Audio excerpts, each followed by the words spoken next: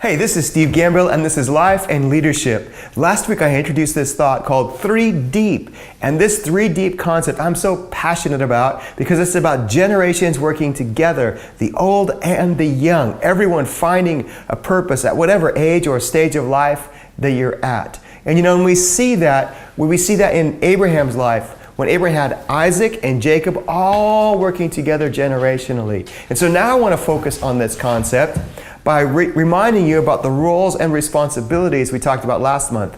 Our role changes according to the different responsibilities that we need to take in life. And of course, that leads me to the last concept, relationships. Relationships are a big one.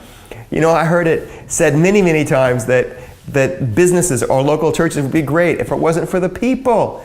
And as I hear those kind of comments, we have to remind ourselves that we are only here for people. And so whenever I hear that, I want to just stop and say, no. We have to understand that people matter most. And if we focus on that and the key significant relationships that we have in our life, and we make that work internally, then we can export in a way that is so much healthier than as if our internal teams and functions were totally dysfunctional.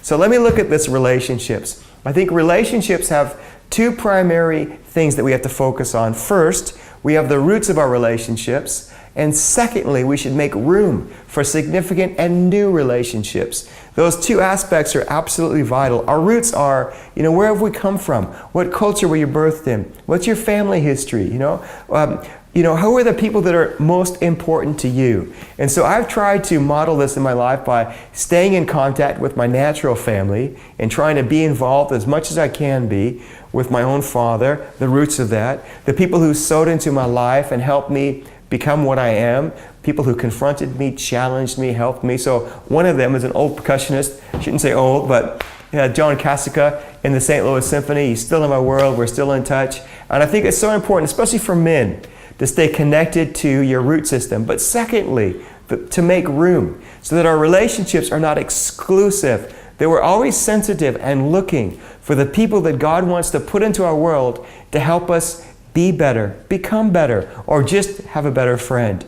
I often hear that leadership is lonely from different people I speak to. Well, I think that's because we're not building the root system like we should, and we're not making room for new relationships. If we make room for new relationships, life can be exciting and vibrant because you're meeting new people, learning new skills. So I want you to think about that. Think about who are the root systems in your life that you can strengthen, and what relationships do you need to make room for to help you get to the next level or to help you maintain the current level of success that you already have. Brilliant. Well, we'll finish there. We hope that life continues to grow in every aspect of your world. We are praying for your success. Have an awesome month ahead.